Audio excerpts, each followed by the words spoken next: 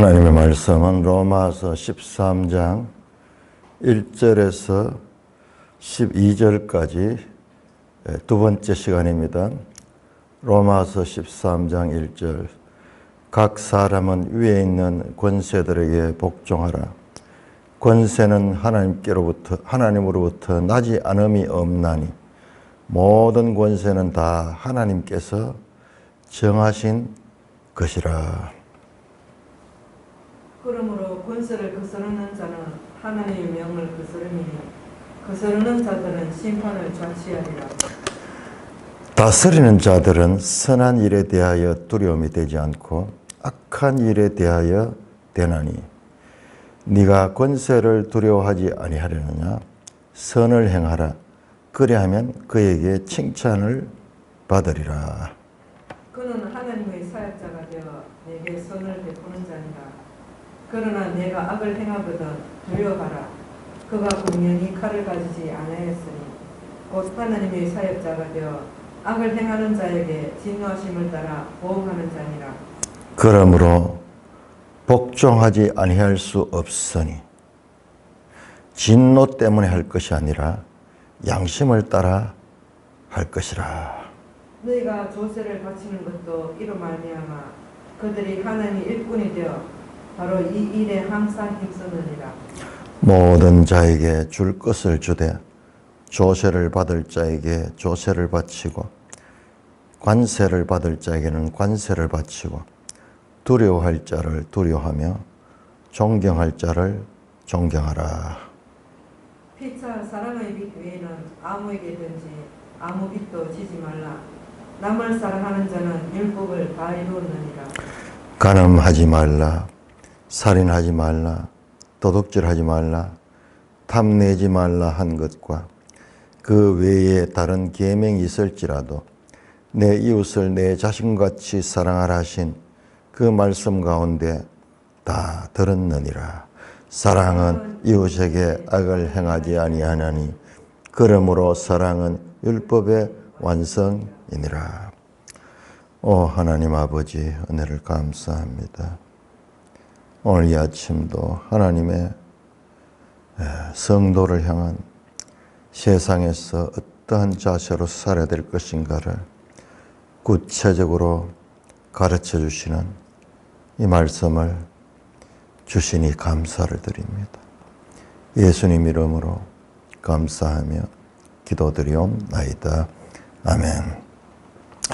자, 우리가 지난 시간에는 13장 1절에서 7절 이 국가에 대해서 우리 성도들이 어떤 태도를 지내야 될 것인가에 대한 것이 왜 여기 12장과 13장 사이에 있는가.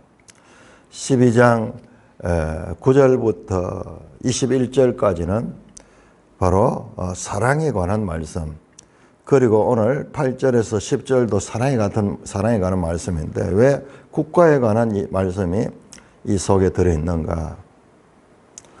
이게 문맥을 깨뜨리는 그런 잘못된 편집에서 온 것인가, 아니면은 우리가 쉽게 깨닫지 못하지만 이 맥락을 이어서 하나님의 뜻을 바르게 전하고 있는 것인가. 이 부분에 대한 논쟁이 교회 시대에 오랫동안 있어 왔습니다. 그런데 우리는 어제 바로 12장 후반절에 나오는 원수, 악한 자들, 박해하는 자, 성도를 박해하고 성도에게 악행을 행하고 그 원수 같은 자들에 대한 그것들을 네가 네 힘으로 그 원수 갚으면 안 된다. 그렇게 하지 마라. 그래요. 원수는 누가 갚나? 하나님이 갚는다. 하나님이 진노하심에 맡기라. 원수 갚는 것이 내게 있으니 내가 갚으리라고 12장 19절에 말씀했는, 너가 할 수 있는 건 원수에 대해서 원수까지 사랑해라. 줄이거든 먹이고 목마르거든 마시게 해줘라. 원수가 줄인다고 굶어 죽으라고 버려두는 것이 아니고, 원수가 목말라서 죽어갈 때 니한테 조그만 물이라도 그걸 먹여 살려줘라. 사랑을 베풀어라. 그리함으로 네가 숯불을 그 머리에 놓으라. 이 부분도 이 해석하기가 쉽지 않은 건데 이거는 뜻은 알겠죠. 얼굴이 뜨거워지는 거예요. 원수는 자기는 악행을 했는데 자기는 악을 베푸는데 상대방이 선을 갚을 적에 선을 갚을 때 여러분들 그렇다고 해가지고 원수가요 금방 달라지는 거 아니에요. 아니에요. 자, 이런 경우는 최종적인 경우 죽어가는 정도까지의 최종적인 경우 그가 더 이상 어찌할 수 없는 상태 그런 경우에도 사랑을 베풀 적에 그가 숯불을 머리 위에 놓는 것처럼 얼굴이 뜨거워질 것이다. 나 뜨겁다 하는 이야기 하죠. 그렇게 만들어요. 악에게 지지 말고 선으로 악을 이기라. 자, 그러면은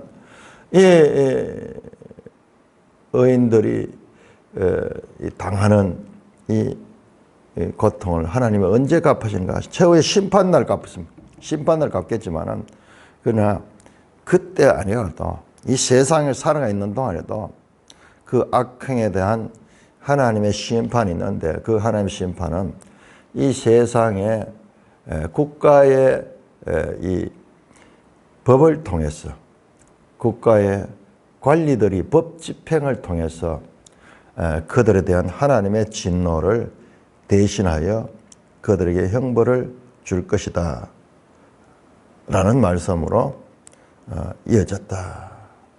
그래서 우리 13장 1절 오늘 본문을 우리 어제는 이 전체를 이제 엮는다고 본문을 잘 못 봤는데 우리 이 본문을 한번 살펴보겠습니다. 각 사람은 위에 있는 권세들에게 복종한다. 여기서 위에 있는 권세는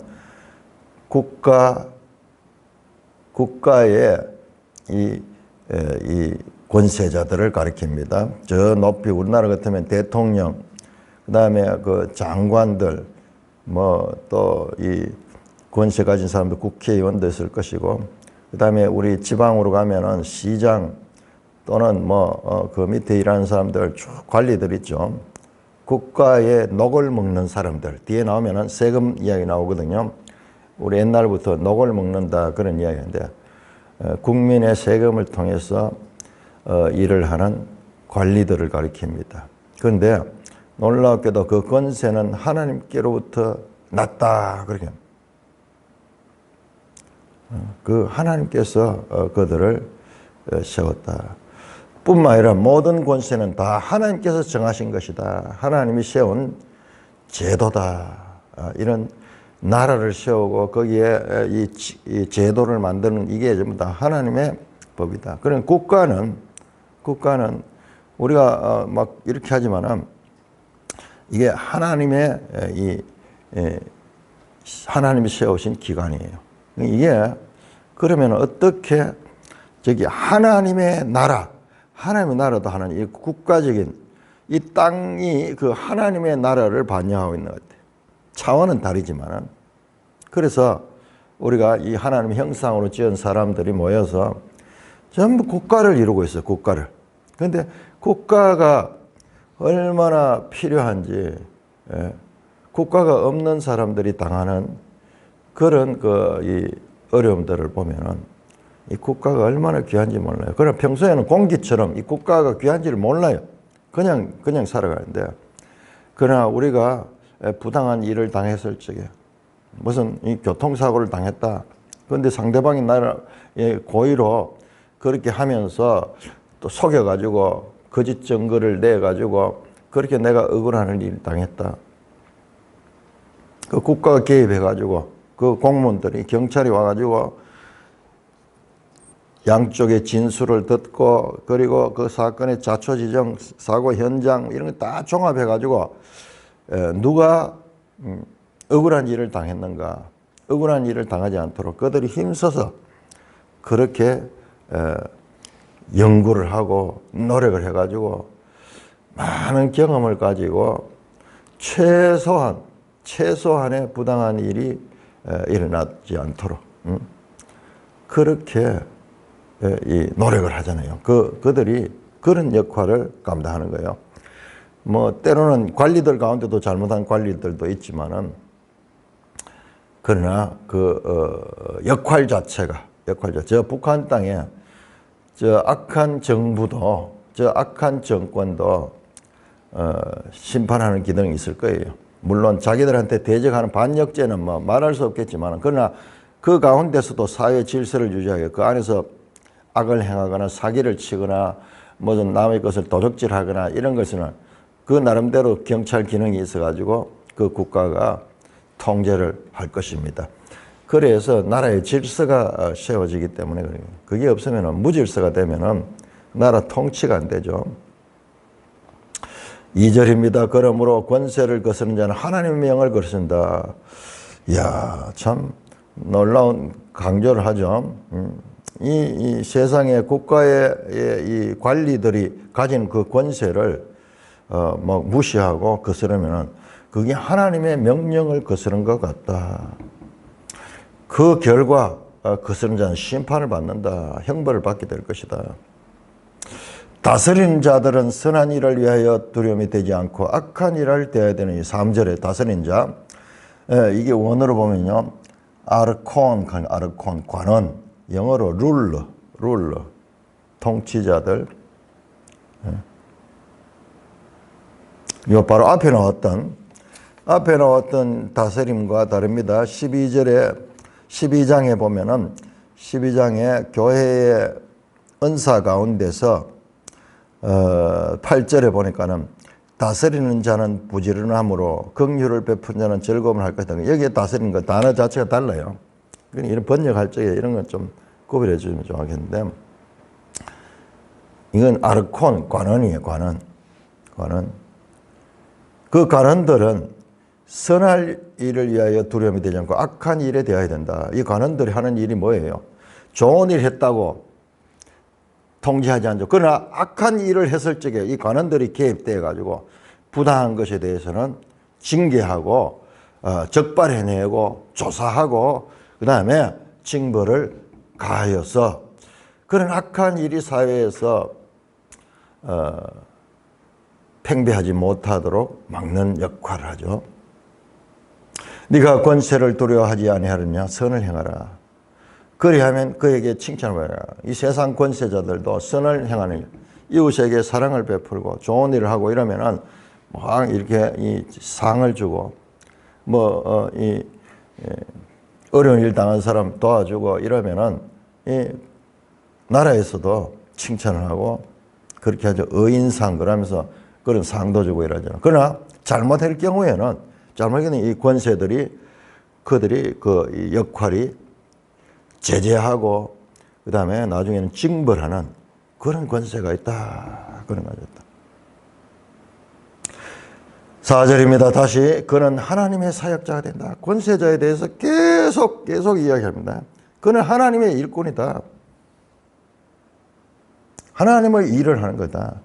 네가 너에게 선을 베푸는 자다. 결과적으로 이 관리들이 있어서 선을 베풉니다. 이번에 이제 수해가 나가지고 관리들이 잘못해가지고 이런 일이 나니까 그 관리들이 책임을 묻고 징계를 당하고 막 그래야죠. 그 관리를 세운 목적이 뭐냐 그러면 이 선을 행하기 위해서 이 사회에 부당한 일들, 사고라든지 그다음에 악한 일들, 뭐 인간관계라든지 모든 면에서 살 수 있도록 하기 위해서 그들이 일하고 있다. 결과적으로 우리 사회생활 하는데 선을 베푸는 그런 역할을 한다. 그러나 네가 악을 행하거든 두려워하라. 만약 우리가 악을 행하면은 관리들이 두렵습니다. 왜냐하면 그들이 우리를 징계하기 때문에 책임을 묻고 징계를 하죠. 그가 공연히 칼을 가지지 아니하였으니 곧 하나님의 사역자들과 악을 행하는 자에게 진노하심을 따라 보응한다. 자, 진노하심이라는 단어가 2장에 보면은 2장의 19절에 너희가 친히 원수 갚지만 하나님의 진노하심에 맡기라. 자, 하나님의 진노하심이 세상의 관리들의 법 집행을 통해서 이루어진다.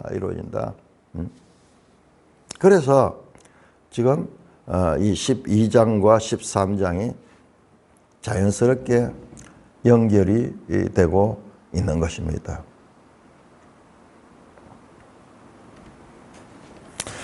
그러므로 복종하지 아니할 수 없으니 관리들의 이 다스림에 복종한다. 만약 복종하지 않으면은 그들이 징계를 경할 것이다. 그러나 진노 때문에 할 것이 아니라 양심을 따라 할 것이라.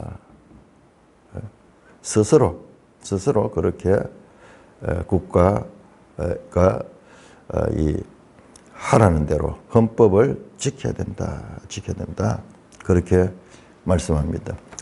너희가 조세를 바치는 것도 이로 말미암이다. 왜 우리가 그들이 그렇게 일하는 것은 세금, 우리가 바치는 세금을 가지고 그들이 일을 하잖아요. 그렇기 때문에 바로 이와 같은 세상 권세자들이 일할 수 있도록 우리가 세금을 바친다. 그들이 하나님의 일꾼이 되어 이 일에 항상 또 강조하며 얼마나 강조한지 몰라요. 하나님의 일꾼이 되었다. 하나님의 사역자다. 이 단어가 조금 달라요. 다르지만은 같은 의미죠. 하나님의 종들이다. 그래서 그들은 이 일에 항상 힘쓰니라. 상을 주는 일과 벌을 주는 일, 상선, 악벌, 이 하나의 인과 응보 같은 그와 같이 이 관리들이 하는 거예요. 선을 행하는 자는 이 칭찬하고 그다음에 악을 행하는 자에게 벌을 주는 그런 일들이 있다. 기본 원리다. 기본 원리다. 그러나 세상에 보면은 이 기본이 뒤집히는 경우도 많이 있죠. 그럼에도 불구하고 이 죄가 있기 때문에 그럼에도 불구하고 이 세상 권세가 하는 역할들이 있다.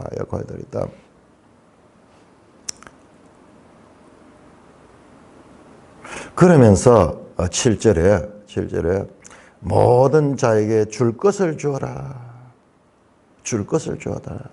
모든 자에게. 앞에 쭉 나왔잖아요. 세상의 권세자들 이야기했잖아요. 그러니 국가에 세금을 내라 하는 거예요. 세금. 줄 것이라는 단어가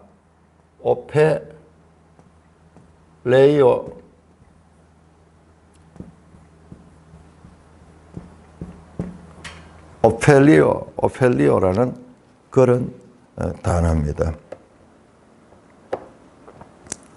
오페일로. 줄 것. 자, 줄 것입니다. 줄 것. 이게 뭐예요? 이게 이제 우리 말로 되는데 이게 명사로 바꾸면은 이게 빚이에요. 빚이 뭡니까? 마땅히 줄 것을 주지 못했을 때 빚진 자가 되는 거죠. 빚진 자. 여기 단어가 같아요. 두 개 단어가. 자, 줄 것, 오펠리오를 주라. 그러면서 우리 8절에 빚 이야기가 나오죠. 빚 이야기 나옵니다. 이게 뭐냐? 다른 말로 하면 이게 의무예요. 의무. 반드시 해야 될 의무. 근데 의무를 하지 못하면 어떻게 됩니까? 빚진 자가 되는 거죠. 빚진 자가 되는 거죠. 그래서 빚지지 말고 너희가 마땅히 모든 자에게 줄 것을 주어라. 결론입니다. 1절에서 6절까지 결론이 7절입니다. 조세를 받을 자에게는 조세를 바치고 관세를 받을 자에게는 관세를 바치고 두려워할 자를 두려워하고 존경할 자를 존경하라. 그러니까 이 세상의 제도, 세우신 이 제도를 잘 복종하고 그 제도를 존경하라. 그들이 너희가 악을 행하면 그들이 너에게 두려움의 대상이 될 것이고 나라의 역할을 잘 감당하면은 그 나라의 통치자들 일을 잘하는 사람들은 존경해야 된다. 그렇게 말씀하고 있습니다. 자, 우리가 13장 1절에 7절은 이 문맥상 이게 왜 이게 여기 있는가 이런 좀 이물체 같은 그런 느낌이 있었지만은 이것이 앞으로 이 하나님의 이 원수 갚는 것이 세상의 법 집행을 통해서도 이 땅에서도 이루어진다는 것을 강조하는 말씀으로 볼 적에 자연스럽게 연결이 됩니다. 그러나 이 땅에서 되지 않는 일도 있어요. 억울하게 죽는 사람도 있습니다. 억울하게 죽는 사람. 그럼에도 불구하고 그건 하나님 또 갚으셔. 다 하나님 갚습니다. 우리 계시록 보면은 이 억울하게 죽은 사람들, 순교당한 사람들의 신원하는 사람. 나의 이 억울함을 언제 갚아주시겠습니까? 저 원수를 언제 갚아주십니까? 그 신원한 사람들의 소리가 나옵니다. 아직 쉬어라, 아직 쉬어라, 아직 쉬어라. 너희들과 같이 그와 같은 자들이 아직 더 수가 찰 때까지 아직 기다리라. 하나님이 최후 심판에서도 그 심판을 하시게 될 것이지만은 그러나 이 땅에서도 많은 부분 이와 같이 하나님이 악행하는 자들에게 하나님의 진노로 원수 갚음이 있다는 것입니다. 자, 왜 여기에서 이 국가에 대해서 이렇게 강조하고 있는가? 이 국가는 이 세상의 일이잖아요. 이 세상이. 우리가 성도들은 저 하나님 나라 백성이라 하늘나라의 일만 우리가 전념하면 되지. 이 세상은 없어질 것이고 이게 그리고 죄로 타락된 것인데 이 세상은 우리가 이제 하나님 백성이 되기 때문에 이 세상은 무시하면 되지 않는가. 그런 우리 생각을 많이 가지게 되는데 그렇지 아니하니라. 그럴 수 없느니라. 우리 앞에 봤잖아요. 자, 그러면 이제 복음 시대 왔고 믿음의 시대, 믿음으로 구원을 받는 시대가 왔으면 이제 율법을 버리느냐? 그럴 수 없느니라. 율법을 버리느냐? 그럴 수 없느니라. 자, 우리는 사고가 항상 이와 같은 이분법적이고 흑백 논리로 되는 거예요. 그런데 성경을 로마서를 자세히 공부해 보면요, 그게 아니에요. 우리의 사고의 한계를 깨우쳐 주는 거예요. 자, 이 믿음이 강조되니까 이제 율법은 필요 없는 거, 율법을 버리느냐? 아니에요. 이 율법이 이 믿음과도 연결이 되어 있고, 그 다음에 이 율법의 완성이 바로 예수 그리스도의 이 사랑이에요, 사랑. 그래서 클 수 없느니라 그러죠. 자, 우리가 9장에서 11장에서 이제 하나님이 자기 백성을 버렸느냐? 유대인들은 이제 시대가 지났고 이제 이방인 시대가 왔다. 그러니까 유대인들은 이제 시대가 끝났다. 하나님이 자기 백성을 버리셨느냐? 그럴 수 없느라. 메게노이트. 얼마나 강조하지만 그렇지 않다. 율법을 버렸느냐? 그렇지 않다. 자기 백성을 버렸느냐? 그렇지 않다. 오늘 이 말씀에서도 계속해서 하나님이 그렇다면 이 세상을 버렸느냐? 그럴 수 없다. 그렇지 않다. 지금 같은 맥락이에요. 같은 맥락. 얼마나 많은 사람들이 이와 같은 이분법적 흑백 논리로서 하나님의 뜻을 오해하기 쉬운지 지금 사도 바울이 대신해서 그렇게 우리에게 말씀하잖아요. 질문하고 그게 답변하는데 얼마나 강조하는 거야. 왜 그렇느냐? 이 모든 것이 하나님께서 나왔고 하나님께서 정하신 제도다. 극단주의적 세상관에 대한 교인들을 위한 가르침이 필요했기 때문에 이 가르침을 가르치는 거예요. 기독교는 염세주의적인 그런 종교 아니에요. 많은 종교들이 이 속세를 버리고 고고하게 이 초월적인 그와 같은 세상을 추구하는 그런 종교들이 얼마나 많습니까? 우리 기독교라 그러면서도 그런 사람들이 얼마나 많아요. 그것이 아니다. 그게 아니다. 이제 이 세상은 지나갔으니 우리는 더 이상 세속 권세에 관심이 필요 없다. 이제 우리는 새로운 피조물이 되었으니만큼 하늘의 것 위의 것만 추구하면 된다는 특별히 이 편지를 쓰는 고린도 교회에 그런 사상이 만연되어 있어요. 그런 극단주의를 염두에 두면서 그것이 아니다. 소위 기독교 열광주의, 은사주의 그런 데 들어가면요. 깊은 은사에 대한 신령한 세계의 맛을 봤기 때문에 이 세상의 것들은 필요 없다 하는 그런 극단주의적인 생각이 얼마나 잘못된가를 지적하고 있는 것입니다. 하나님은 이스라엘을 버리시지 않으셨듯이 기독교인들의 육신을 가지고 계속 살고 있는 이 세상도 완전히 버리시지 않았습니다. 이 세상을 개혁하는, 이 세상 가운데서 너희가 세상 가운데서 빛이 되고 세상 가운데 소금이 되어라, 그렇게 말씀하고 있습니다. 일반 은혜를 베푸시는 한 방법으로 하나님은 이 세상의 결혼제도와 가정제도와 그리고 국가제도를 세우셨습니다. 그것들은 새 시대에도 긍정적인 역할을 합니다. 여러분, 자, 이런 것들 우리 그리스도인들의 이것은 필요 없는 것이다. 이 국가 같은 것은 필요 없는 것이고 가정제도도 굳이 필요 없다. 우리 하나님 잘 믿으면 된다. 지금 요즘 그런 풍조가 많이 나오잖아요. 가정을 소홀히 하고 저 동성애를 주장하고 이런 사람들은 결과적으로 보면은 저 가정을 파괴하는 게 목적이야. 가정. 이 마귀의 계략들입니다. 그런데 하나님은 결코 그렇지 아니하다. 국가와 그리고 가정과 그리고 이 국가 제도 이러한 것들은 이 신약 시대 새 언약의 시대에도 아주 이 긍정적인 역할을 하고 있다. 너희는 산 위에 세운 동네다. 마태복음 5장.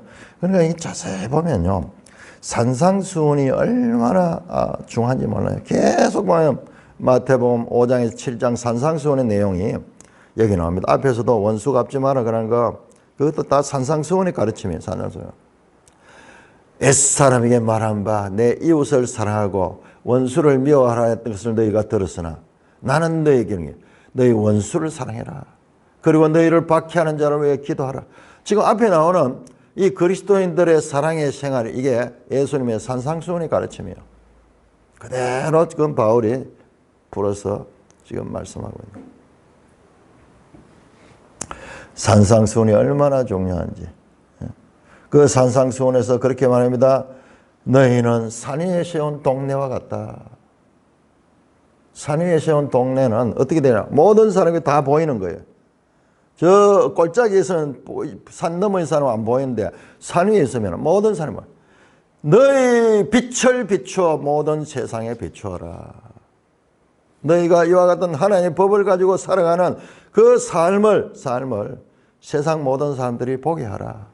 보게 하라. 그래서 세상의 소금과 같이 부패하고 썩어져 가는 가운데 너희들은 그 부패를 방지하는, 기독교인들이 가는 경우에는 이 세상의 이 관리들 가운데도 부패한 자들이 얼마나 많아요.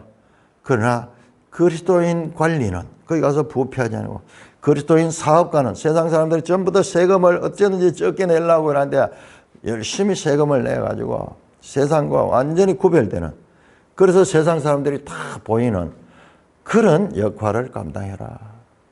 산 위의 동네. 이 산 위의 동네가 미국이 세워질 적에야 이 청교도들이 미국으로 들어가서 그들이 꿈꾸었던 나라가 바로 산 위의 동네예요. 이 산이 사실은 산이 아니고 언덕이에요. 언덕 위의 동네. 언덕 위의 동네. 청교도들이 나라를 세우면서 언덕 위의 동네와 같은 나라를 세우겠다. 여러분, 미국이라는 나라를 한번 생각해 보세요. 우리는 지금 현실에 주어진 것에 대한 해석을 해내야 돼요. 성경도 보세요. 성경도 우리가 쭉 다 봤지만 이게 제대로 해석이 될 적에 이 뜻이 깨달아지지, 그냥 우리가 이 성경을 읽는다고 되는 게 아니에요. 우리 이 성경적인 관점으로 미국이라는 나라를 한번 해석해 보자고요. 여러분, 세상에서 미국 같은 나라는 세상에 하나도 없어요. 어디에도 없습니다. 왜냐? 여러분 한번 생각해. 유럽들, 영국, 프랑스, 독일, 네덜란드, 스페인, 이런 나라들 뭐예요? 오래된 전통 국가들이에요. 오래된 국가들이에요. 수천 년 된 국가들이고, 그리고 그 국가들은 늘 왕정제도라는 거 같아요. 왕정제도. 왕이 다스리는 그와 같은 제도를 가지고 있었기 때문에 엄격한 위계 질서가 있고, 그 다음에 힘 있는 자들이 자기들의 권력을 가지고 세상 사람을 억압하면서 그 권력을 유지하는 왕정제도, 완전 피라미드예요. 피라미드. 제일 꼭대기에 왕이 있고 나머지는 전부 90%, 95%는 전부 다 밑바닥에서 그 소수의 엘리트를 위해서 희생되는 그런 구조가 이 왕정제도예요. 왕정제도. 근데 미국은요. 미국은 이 신앙으로 하나님 말씀을 가진 청교들이 중심으로 되어서 이 나라에 와서 언덕 위에 동네를 세우고자 했던 거예요. 그래서 출발부터 미국에는 왕이 없었는 거예요. 왕이 없는 처음부터 자유 그리고 이 평등 이와 같은 기치를 내걸고 그래서 나라를 세우는데 이 하나님의 말씀에 따르는 나라를 세우는데 그래서 저와 같이 민주주의 국가를 세운 이 제도를 세우는 거예요. 그래서 대통령을 세우고 상권 분립을 하고 인간의 죄성을 이해하니까는 그러니까 이 나라 미국이기 때문에 가능한 거예요. 다른 나라 같은 데는 그런 변화가 올라 그러면은 기득권자들이 절대적으로 반대하고 폭력으로 그걸 억누르죠. 반역이라 그러면은 그거는 뭐 최고의 중죄로 다스리죠. 우리나라도 마찬가지고. 그랬었죠. 그런 거예요.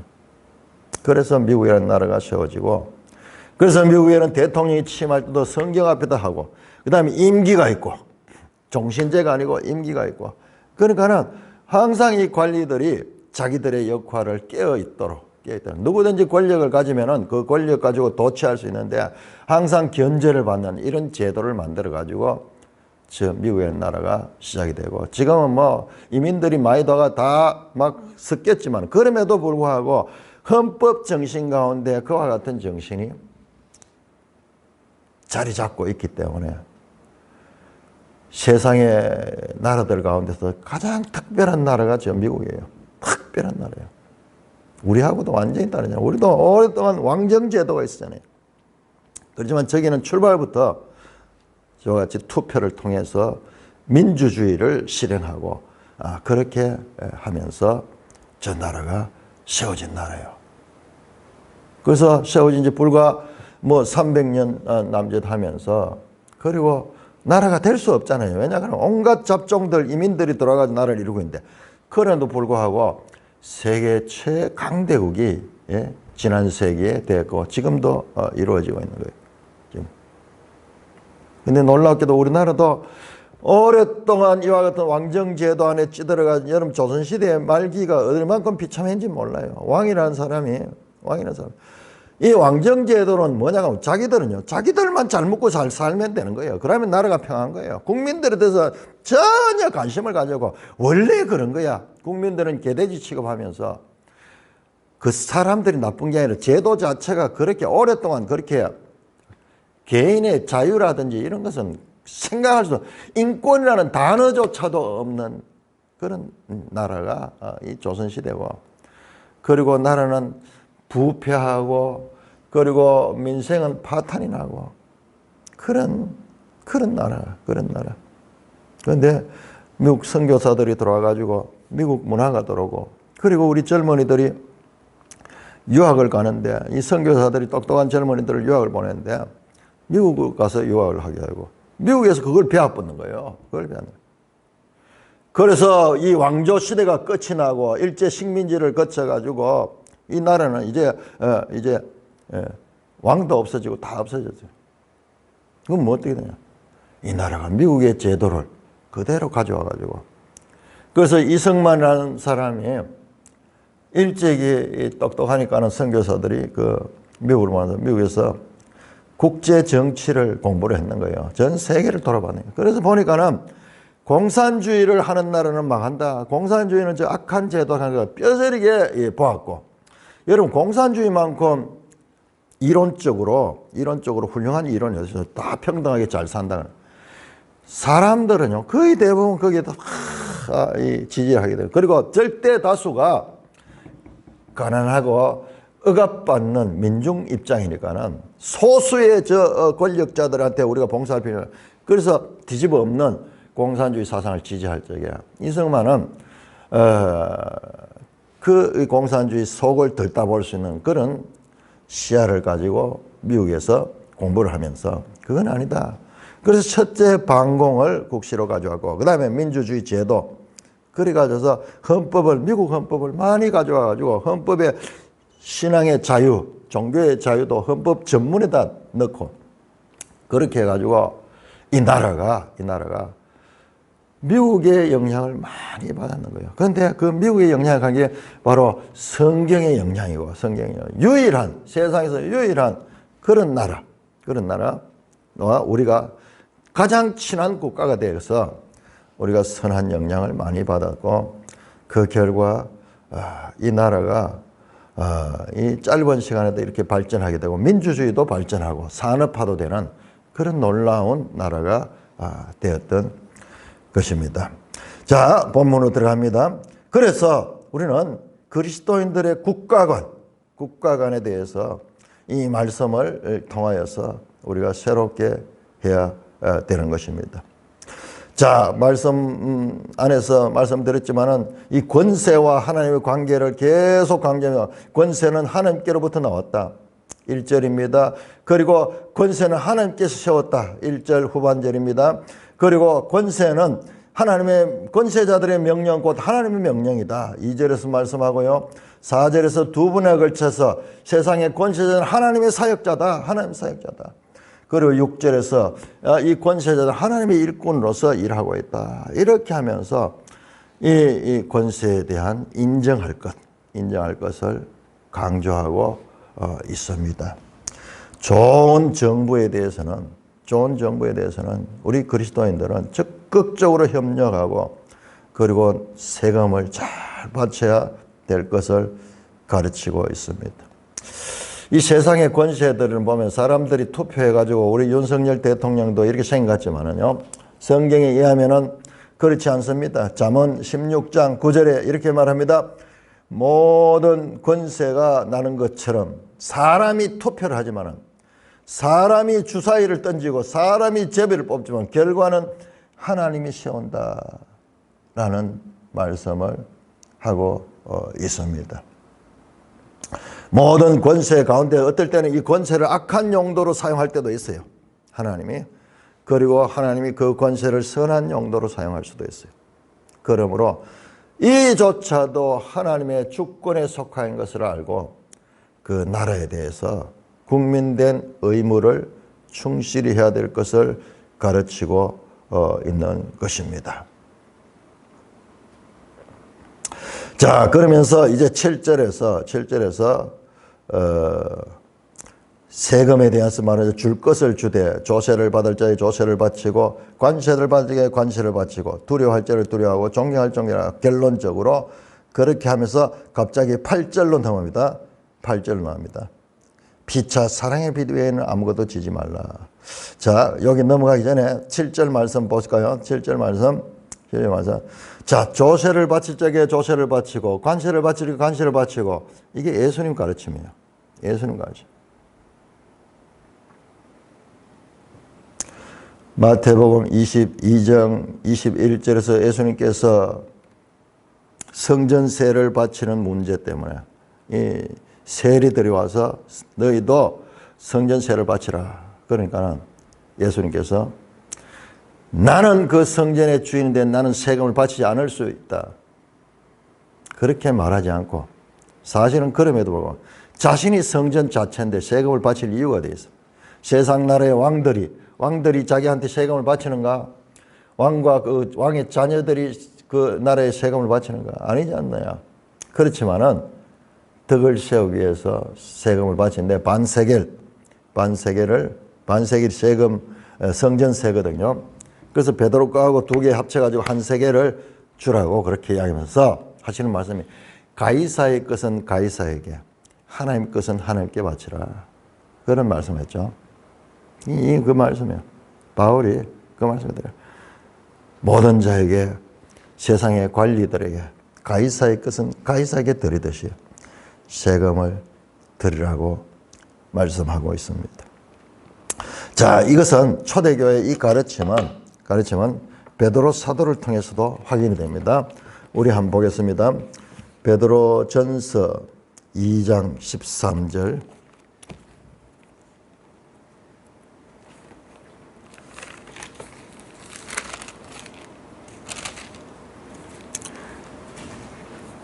베드로 전서 2장 13절. 인간의 모든 제도를 주를 위하여 순종하라. 이야, 지금 서로 이 바울 서신과 보충하면 더 확실한 뜻이 나옵니다. 인간의 모든 제도를 주를 위하여 순종하되, 혹은 위에 있는 왕이나 혹은 그가 악행하는 자를 징벌하고 선행하는 자를 보상하기 위하여 보낸 총독에게 하라.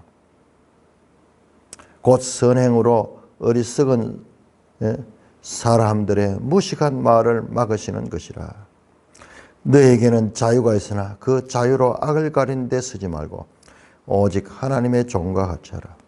뭇사람을 공경하며 형제를 사랑하며 하나님을 두려워하며 왕을 존대하라. 와, 대단하죠? 우리는 하나님의 백성이니까 세상 나라의 이 제도 같은 거 이런 거 무시해도 되겠다. 이거는 우리하고 상관없어. 그렇지 않아요. 하나님이 세운 거다. 일관된 국가관, 기독교의 국가관을 우리는 읽을 수가 있는 것입니다.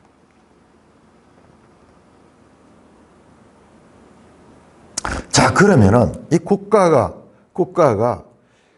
오히려 북한처럼 하나님을 믿지 못하게 하고 국가가 성도를 박해하는 저런 국가도 있어. 저런 국가예요. 자, 그런 국가에서도 우리가 순종해야 될 것인가? 순종해야 될. 자, 저 국가가 악을 행합니다. 저 독일 2차 대전 때 히틀러 같은 그런 인물이 나타나가지고 국가가 이 법을 가지고 세상에서 악을 행하냐. 자, 그럴 때는 우리가 어떻게 될 것인가? 그런 극단적인 경우에 대한 말씀을 우리가 그것은 아니다. 그것은 아니다. 일반적으로 이 기독교인들은 하나의 법을 존중해 세상 법을 무시해서는 안 된다. 분명한 가르침입니다. 그럼에도 불구하고 이 세상의 법이 하나의 법과 충동을 일으킬 때는 어떻게 될 것인가? 자, 거기에 대해서도 말씀합니다. 자, 사도행전 4장.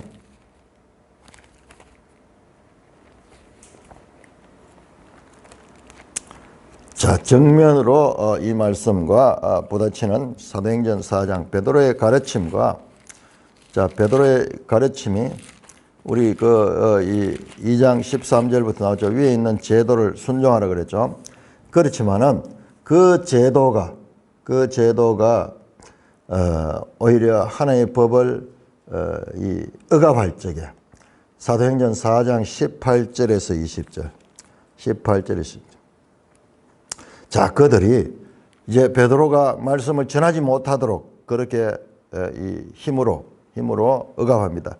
4장 18절 그들을 불러 경고하여 도무지 예수의 이름으로 말하지도 말고 가르치지도 말라 하니 베드로와 요한이 대답하여 이르되 하나님 앞에서 너희 말을 듣는 것이 하나님의 말씀을 듣는 것보다 옳은가 판단하라. 그러자 21절 관리들이 백성들 때문에 어떻게 처벌할지 방법을 알지 못하다. 자, 지금 바로 딱 현장이에요. 관리들이 있는데 관리들이 하나님의 말씀을 전하지 못하도록 억압할 때 그때는 과감하게 세상 법보다 하나님의 법이 더 우선이다. 그와 같은 이 말씀을 하는 거 봅니다. 자, 5장 사도행전 5장 29절 5장 29절 베드로와 사도들이 대답하여 이르되 사람보다 하나님께 순종하는 것이 마땅하다. 그러면서 31절 이스라엘에게 제사함과 회개함과 제사함을 주시라고 그를 오른손으로 높이사 임금과 구주로 삼았느니라. 하늘왕, 예수 그리스도 하늘왕이다. 하늘왕. 그러므로 우리는 이 사람 세상 법보다 하늘 법을 더 추구한다. 그러나 이런 극단적인 경우 이외에는 우리가 이 세상의 국가에 대해서 우리가 복종하고 그리고 국민으로서 의무를 잘 해야 될 것을 가르치고 있습니다. 우리는 많은 사람들이 우리가 이 내세에 대한 소망이 있기 때문에 현실을 무시해야 된다. 이게 우리 기독교하는데 얼마나 팽팽해 있어요. 그렇지 않습니다. 국가 제도에 대해서 우리가 국가가 잘 되도록 국가 정치에 대해서도 그리스도인들도 참여하고 그리고 국민의 의무를 충성되게 하라고 강조합니다. 7절에서 모든 자에게 줄 것을 주되 그리고 이 조세를 받을 자에게는 조세를 바치고 관세를 받으면 관세를 바치고 그렇게 국가에 대해서 적극적으로 참여하라고 가르치고 있습니다. 이게 국민의 의무다. 그러죠? 자, 그러면서 8절로 넘어갑니다. 자, 8절은 다시 완전히 내용이 다르죠. 피차 사랑의 빛 외에는 아무 빛도 지지 말라. 갑자기 이야기가 툭 튀어나오는 거예요. 자, 그런데 이 말씀은 오히려 저 12장 9절에 사랑에는 거짓이 없나니 악을 미워하고 선을 속하며 형제를 사랑하고 서로 의하며 존경하기를 서로 먼저 하고 쭉 뒤에 가면 원수까지 사랑해라 한다는 그 사랑의 주제와 이 주제가 연결되잖아요. 그래서 놀라운 것은 여기서 사랑의 빛 외에는 아무 빛도 지지 마라. 이 사랑의 빛과 이 8절에 사랑의 빛 할 때 이 빛 오펠리오와 그리고 7절에 줄 것 의무 이게 같은 단어로서 내용상으로는 이게 1절에서 7절이 국가에 대한 것을 가르치면서 8절에서 10절이 이제 사랑의 완성까지 나와요. 사랑에 대한 주제하고 요 7절과 8절이 같은 단어로서 이 오페리오, 이 줄 것이라는 이 단어를 통해서 서로 연결이 되고 있다. 아주 절묘하게. 그래서 원어를 자세히 보면은 이 1절에서 13장 1절에서 7절이 이물체가 아니고 짜집기 하듯이 그렇게 자연스럽게 연결시키고 있다. 단어를 통해서. 그래서 피차 사랑의 빛 외에는 아무 빛도 지지 말라. 그렇게 말씀합니다. 남을 사랑하는 자는 율법을 다 이뤘다. 그러면서 모든 빛 줄 것을 줘야 된다. 모든 것을 줘야 된다. 그렇지만은 사랑의 빛은 우리가 다 줄 수가 없다는 말씀으로 시작이 됩니다. 왜? 우리가 받은 사랑은 얼마나 큰지 우리가 아무리 노력해서 나라에서 세금은 내가 열심히 노력해가지고 했는 대로 세금을 완전히 줄 수 있지만은 이 7절에 나오는 세금은 우리가 다 줄 수 있지만은 그러나 8절에 나오는 이 빛은 우리가 다 갚을 수 없다. 왜냐? 우리는 1만 달란트 빚진 자처럼 1만 달란트는 우리의 지금 돈으로 한 사람은 수백억 단에 있다. 수백억 돈, 조 단위까지 올라가요. 어떻게 월급쟁이 한 달에 몇백만 원 받는 월급쟁이가 어떻게 그걸 갚았어? 평생 갚아도 못 갚는 거야. 그것이 바로 우리가 하나님부터 받은 사랑의 빛이다. 그러면서 사랑 주제로 넘어가요. 사랑 주제로. 이 세금 이야기가 결과적으로 너희가 큰 하나님의 사랑을 입은 자다. 그 이야기로 지금 연결되고 있습니다. 제가 말씀하다 보면 생각하기 없는데 갑자기 그 생각이 나오네요. 1만 달란트 빚진 자가 탁 등장하네. 정확한 그거예요. 정확한 거.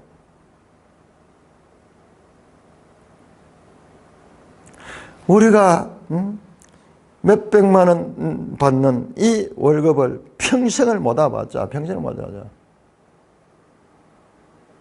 여기 되면은 아무것도 아니야, 아무것도 아니야.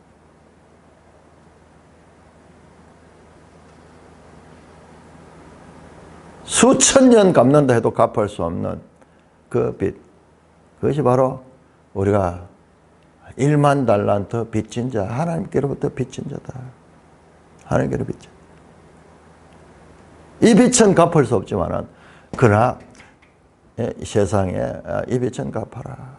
그래서 강조가 오히려 이 사랑의 빚진 자다. 우리가 사랑의 큰 빚을 진 자라, 그런 주제로 넘어가고 있는 것을 보게 됩니다. 자, 이 8절에서 10절은 너무나 중요하기 때문에, 자, 이 부분은 내일 다시 한번 자세하게 다루도록 그렇게 하겠습니다. 이게 엄청나게 중요한 부분이에요. 이 부분이에요. 이 부분이 예수 그리스도의 모든 것이 여기에 나타나는 그와 같은 중요한 내용입니다. 찬송가 397장입니다.